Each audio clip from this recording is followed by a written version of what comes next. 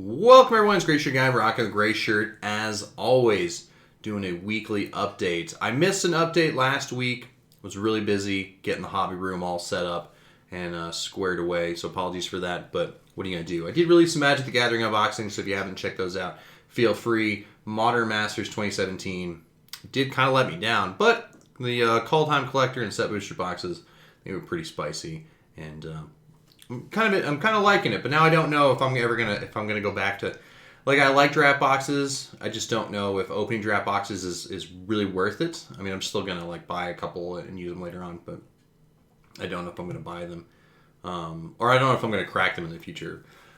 Maybe not. I don't know. But let's kind of get into what we've been doing, and let's get into some pictures real quick.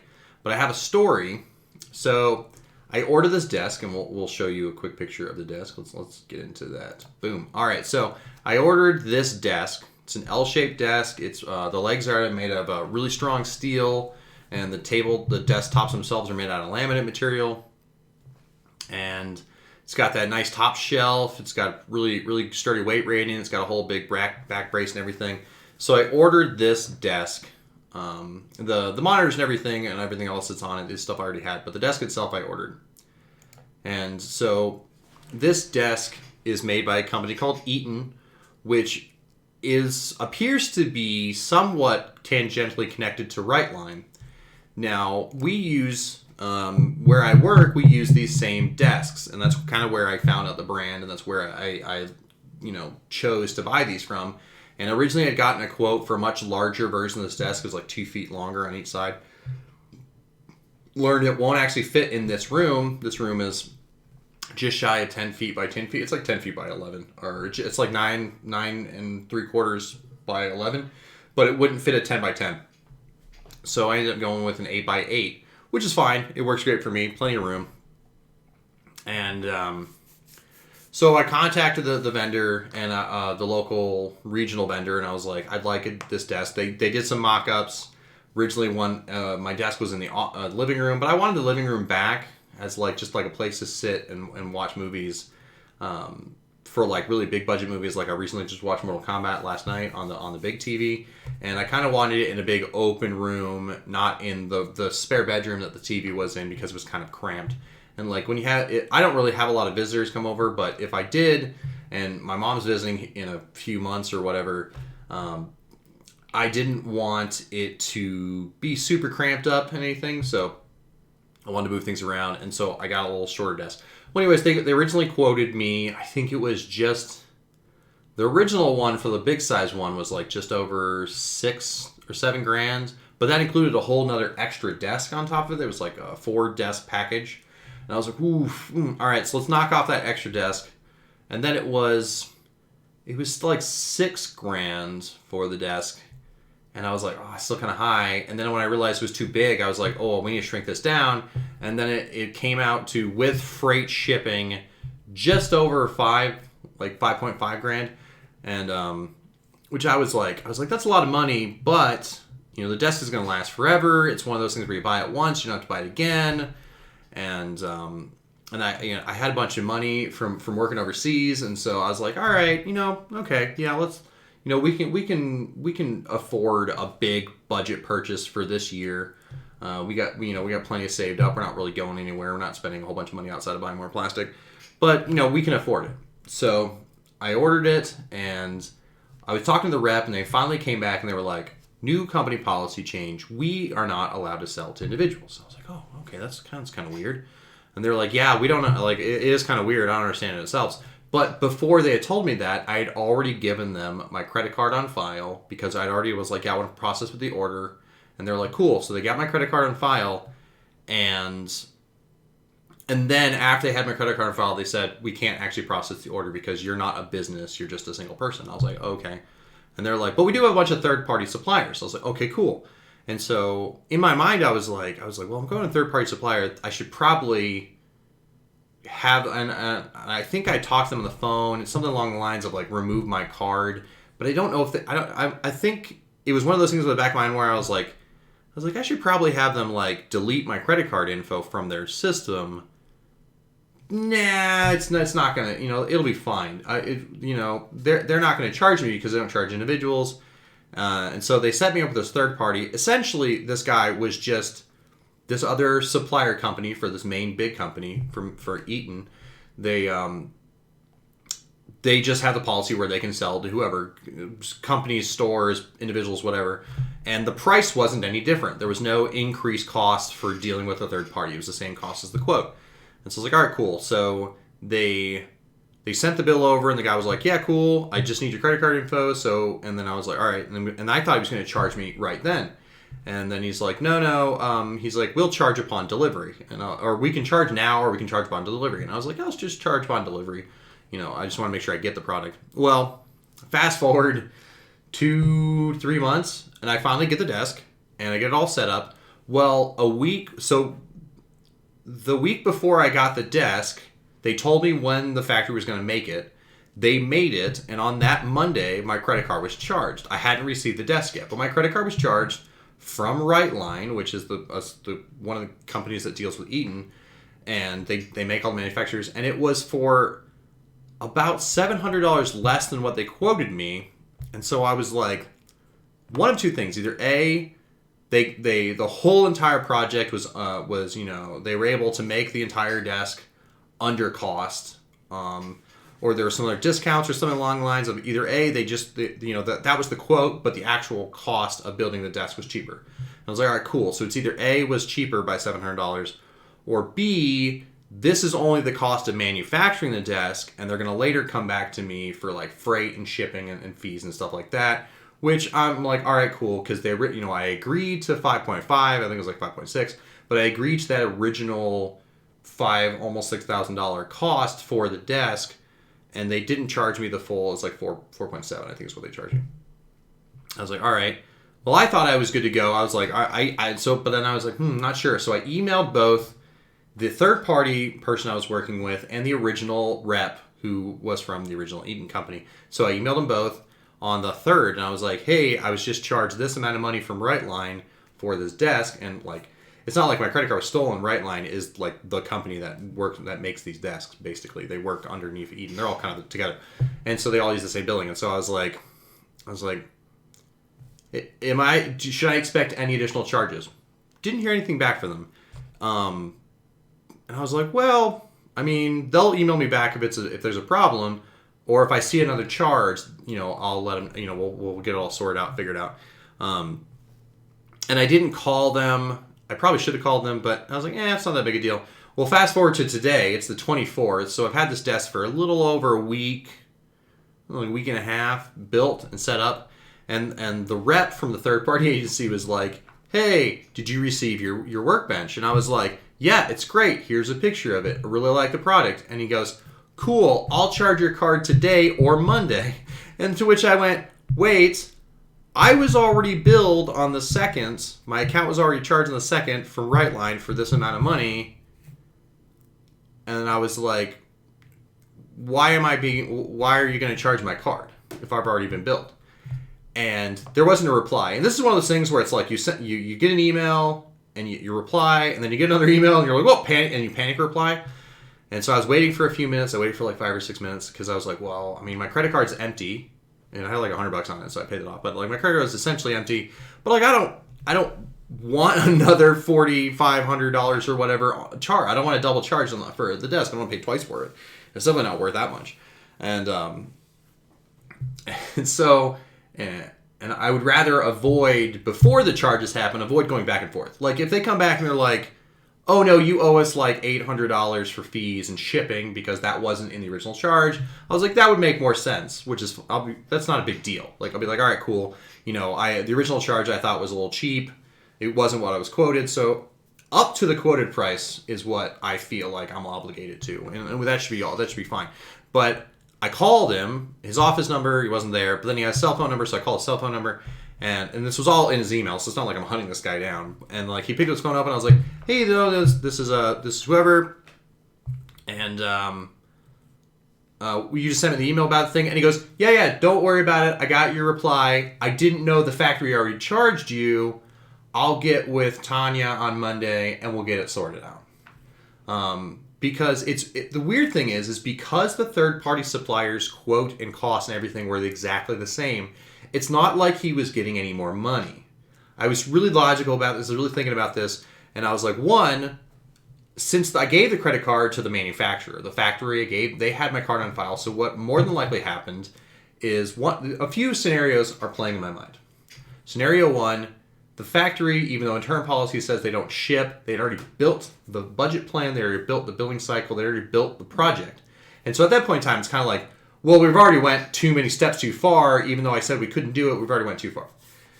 And so once the product was off the assembly line and they were like done, they charged the card on file. The factory did. Nobody informed the third party because they're not linked together. They're two separate companies or two separate entities. Nobody let the third party know, aside from me saying the email. It is kind of weird how none of the reps in the email I sent had replied. I think it was around a holiday. I think maybe. Yeah, it was around Easter when I had gotten charged. It was around then. So it's possible that there's people are on vacation and they're just not seeing the email. And then when they get through it, they're just like, well, I'll deal with that when it happens. So I'm not 100% sure what's going on there. So either A, the factory charged, or B, the billing department for the third-party company got the factory charge. And they're like, hey, this is how much it's going to cost plus shipping. We have card on file. We'll bill it now, even though the reps said they weren't going to bill it until delivery. So either the factory billed it upon completion, or the third-party company, like the rep, I'm assuming the rep didn't do it because he went through the process of contacting me to ask me if I got the desk. So somebody other than the reps must have charged me, which is fine. It's one of those things where I woke up this morning and I was just like, oh, I'm so tired, I'm sleepy. It's like I had 8 hours of sleep, but you don't get a lot of sleep during the week, and so I wanted to sleep in a couple more hours, like another hour or so. But when you get an email at like 8 o'clock in the morning on a Saturday saying like we're gonna charge you another like $5,000, I was like, wake up.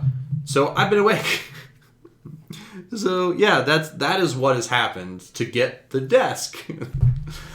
It'll get sorted out. It's one of those things where like throughout my life there have been a lot of super intense, stressful situations, and this was one of those situations where I could have got super stressed out about it, but the rep was super chill about it.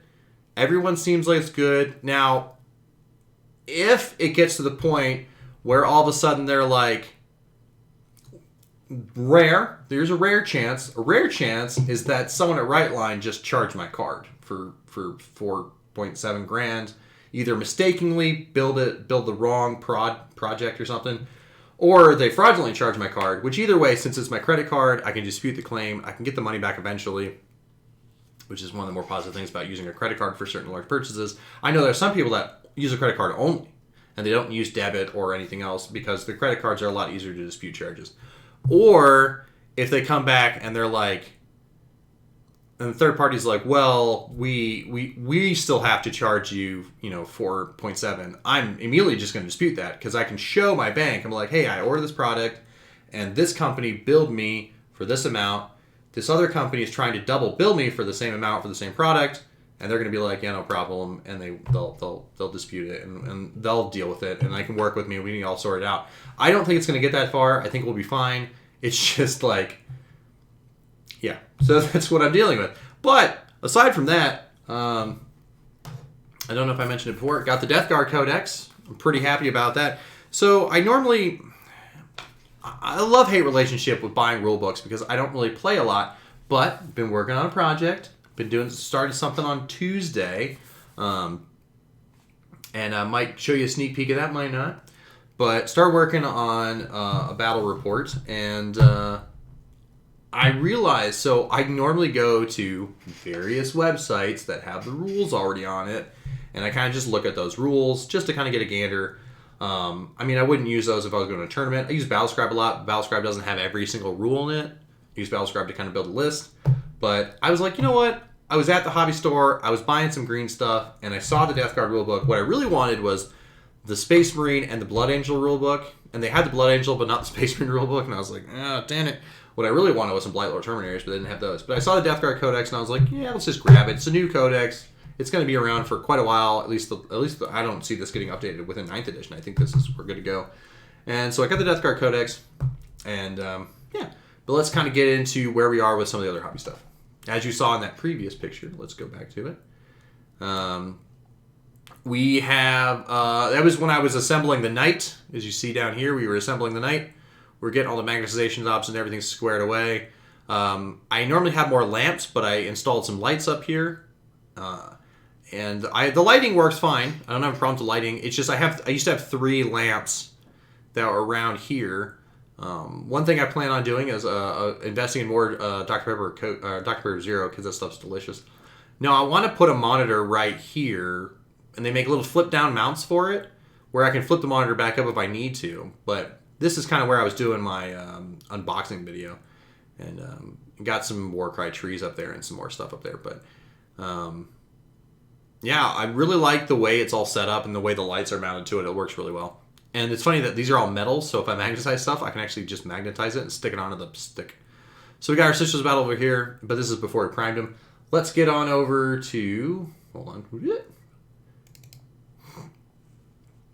All right, let's kind of magnetize that. All right, cool. It still does... I don't understand why it does it. Hold on, one second. Got my sweet little background. Sometimes, when I maximize it... There you go. I want that stupid little thing in the top left corner to go away. All right, so we got our Sisters Battle. They're all primed. We've kept our Seraphins on the cork bases just because I think they'll be a little easier to paint off the standing sprue. But everything else is primed and based. And we have the airbrush paint to start the first layer. I need to do a zenithal highlight, and then I need to do purple. I was thinking about doing... I thought about getting purple ink, but I already bought the purple that I want to use. So we're going to be starting with purple base. And I was doing some colors, trying to figure out exactly what other colors I want to go with the purple. And I was looking at some cyberpunk stuff. And cyberpunk is like purple blue. And I know I want to use silver, purple and silver to go with these. And I don't know. So the cloaks were supposed to be red. And this is where I'm like looking at the model, the test model that I have. And it looks fine. And so I might probably just follow the test model I have, or I might deviate slightly. We'll see what we're doing, but we're definitely going to lay down some purple at some point. And yeah, I think it'll look all right. We might, I don't know, we might go, I don't want to do all silver because I have a different thing for that. All right, let's move on. I'm going to click up here. All right, move on over. So we got our knight here. This is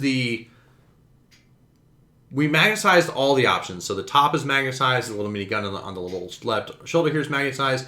Both arms are magnetized. The little thermal cannon is magnetized. The battle cannon is just press fit on because I tried to magnetize it. And the battle cannon, it's weird how you magnetize the internals of the battle cannon. There is one of the guides I was showing was using 2 different tubes of plastic card of different diameters so they can slide inside of each other. And not magnetizing the battle cannon at all, just gluing the plastic card inside, and they can just slide together. Which, if it ever breaks, is probably something I'll do. I just, at the time, I didn't have the 2 different diameter plastic card tubes to slide in and out. But that's something I could do later on if it works out. I thought about doing the gun, or the grippy arm thing, and I did make a magnetization option for it. But for points cost, the little chainsaw is going to be really cool. Now, we went with Mechanicus as the house. This is an ally. It's just a single ally detachment knight. So it's not really going to matter too much. And the color scheme isn't going to match what's in the knight rulebook anyways. It's just, we went with Mechanicus iconography because I thought it was kind of cool. All the other bits are all primed up, ready to go. The carapace is actually going to come off because I'm going to paint the whole thing. The carapace is not glued on right now. And so these pop off. All these are magnetized on. We can swap out different options. So good to go there.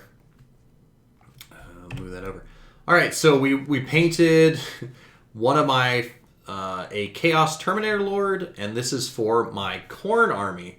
I'm aware that it looks very Iron Handsy because it's got a lot of silver and it's got gold, it's got red. It does look kind of like Iron Hands.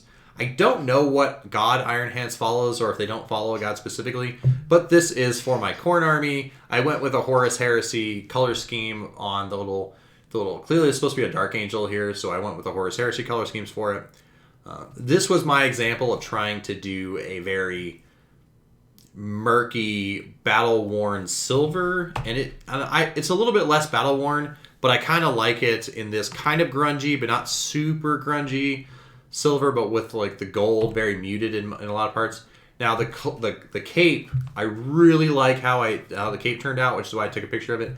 So this is the color scheme that my World Eater Corn Marines are going to be, and mostly just because I didn't want to do red and gold. It just, I don't know. I really like the silver. I really like Lead Belcher. It just kind of, I don't know. And the worst part is my Blood Angels are done in a very similar silver color scheme, and so maybe they're just, they just want to be Grey Knights. But let's move on.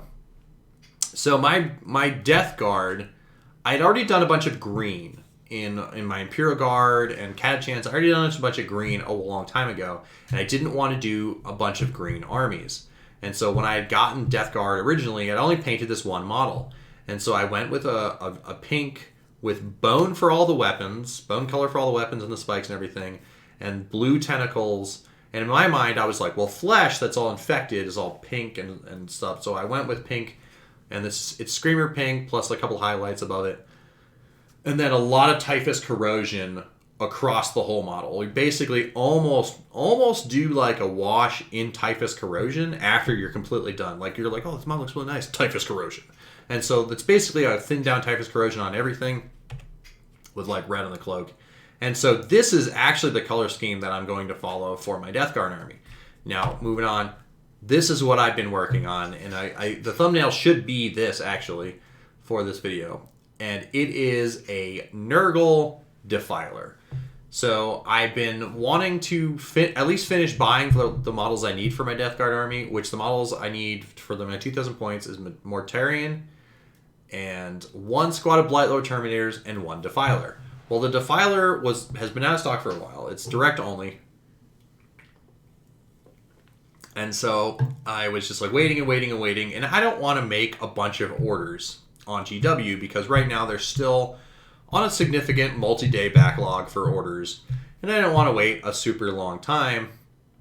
I mean, it's not that big a deal, but the problem is because Death Guard is so popular, Blightlord Terminators have been out of stock for a considerable amount of time, for several weeks at least. At least probably 2-3 weeks they've been out of stock. And they come in stock and they get out of stock, and so like you miss it. And sometimes they don't email you. Well, I recently saw someone, I thought it was Nixium or someone, or I forget exactly the painter's name, but he had done his own custom Defiler kitbashed, but his looked like a spider, and I was like, I don't want to make mine look like a spider. I want to make mine look like a crocodile. So I thought the thought that the Mauler Fiend kit looked really cool, and so I bought 2 Mauler Fiend kits, and we stuck them together. We got 2 heads. And the ectoplasma cannon is supposed to normally come out of one of the heads, but I put the battle cannon in that head, and I think it looks cool. We had to do a lot of cutting and shove a bunch of green. So the yellow stuff is milliput, and the green stuff is normal Keto-Light green stuff. And so I think it looks really cool with the 2 heads. I had to do a bunch of cutting to like get them to like line up properly, and we basically merged the 2 bodies together, and I put a bunch of green stuff. And those are going to be like pus balls and stuff like that. And on the weapon options, we have the weapons where they're magnetized so they can come off. And I angled them mostly because of the way the arms in the front kind of interfere. I had to model them in a certain way to where they're not hitting the arms, and they're not like, I didn't want the guns just aiming up, because that's kind of silly, especially if you're trying to shoot a flamer. I didn't want all the guns aiming up. I kind of wanted them aiming out, but like the gun ports on this side right here, if you aimed it out, it didn't really glue very well, and I could have green stuffed it on, but it didn't like angle properly. But then I thought about it, and I'm like, well, this dragon is like rearing back, and so like I could, and normally I just put the twin heavy flamer here, and so I was like, oh, it'd be really cool if he's just like burning whatever's down here. So that's kind of why I did that.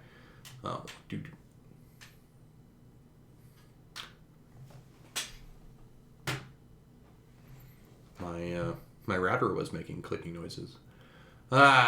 So yeah, and so we had to cut a little bit of the shoulder armor here to make room for what's magnetized here. And I cut this little shoulder bit a little bit here for this. And I cut it all jaggedly, intentionally, and I'm going to make it all rusted. So my idea is that Papa Nurgle saw saw Defiler and was like, I can make two. And like basically just warped two Defilers warped two Mauler Fiends into a Defiler. And then, or like a Mauler Fiend and Forge Fiend, and they just merged them together to make this monstrosity. And so I think that's my mental canon. But I think he looks really cool. So we got all the different magnet options. I used a thermal cannon bits from an old Knight kit I had, and I really like I think it's going to look really cool when it's painted. It's going to be purple and brass, and then so forth. But yeah, this is the better angle for right in the bottom to where like you get to see, because normally when I was looking at the loadout and I pointed it out for my Death Guard army, it has battle cannon, auto cannon, and the heavy flamer, and so I went with this and got the little Defiler cushion claws right here. So this is kind of where I went with, but I was like, I want to kind of magnetize the options, and so that's where we ended up with the different magnetizations. Now this is for the Defiler Scourge. I tried to put the tentacles on the side, but they were getting in the way of the arms, and they're getting in the way of the guns. And so I was like, well, let's put the tentacles on top, and there's a big open spot to put the magnets on, and so that's where the little Defiler Scourge to get those extra attacks. I think it's going to look pretty cool. Very Dr. Octopus-like. And this is all the different magnetization options. You have your twin autocannon, you have your twin heavy bolter, which is just some heavy bolters from the... So the autocannon is from a Space Marine Predator box, I believe it is. The heavy bolter is from the heavy weapons kit. The Havoc launcher, which is two missile pods stuck together. The Havoc launcher is from the Sentinel kit. The las cannons from the Sentinel kit, and the heavy flamer is from the Ball Predator kit. And then of course the Lasher Tendrils are from the Lasher Tendril kit. And so yeah, that is the Defiler, and I think it looks pretty good. I'm just waiting for the Milliput and the green stuff to dry properly before I take them out to prime them. I look forward to this guy being painted up. I would like to paint them up before I start working on the sisters, mostly just because he was in my mind and I want to paint him. And no, we'll see. But that is pretty much all I got. Oh, I did get my Commander Strixhaven box today. I completely forgot. I had ordered it. And I kind of forgot about it a little bit, and then I ordered some pizza, and I was checking my security camera, and I was like, wait, my pizza's not here yet. They didn't ring the doorbell, but I was like, the postman had delivered a box and didn't ring my doorbell, and so, but I got the Strixhaven Commander set, so that's kind of cool. Let's do a little looky-loo real quick to see if I have something I wanna show you all. Is this it? No. Maybe. No, that's not it. That's a different picture.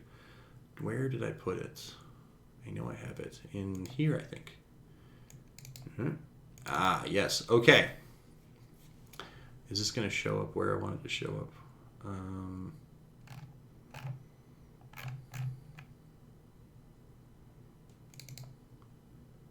Okay. So, we'll give you a quick little preview of what I'm working on.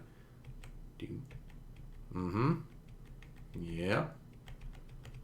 There you go. Oh, yeah.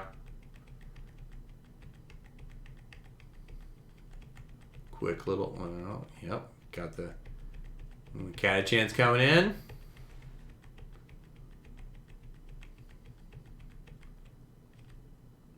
There you go. So, this is what I'm working on right now.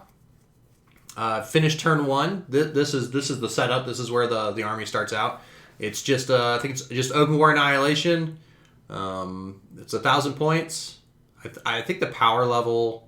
I think the power level isn't 50. It should be, but I just went with points instead of power level. Mostly because I'm more familiar with points than power level.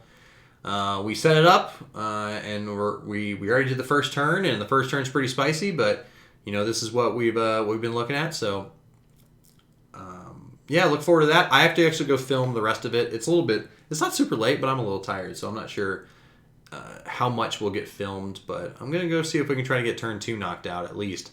But I think it's gonna be pretty spicy. You guys have a great day, and see you around. Goodbye.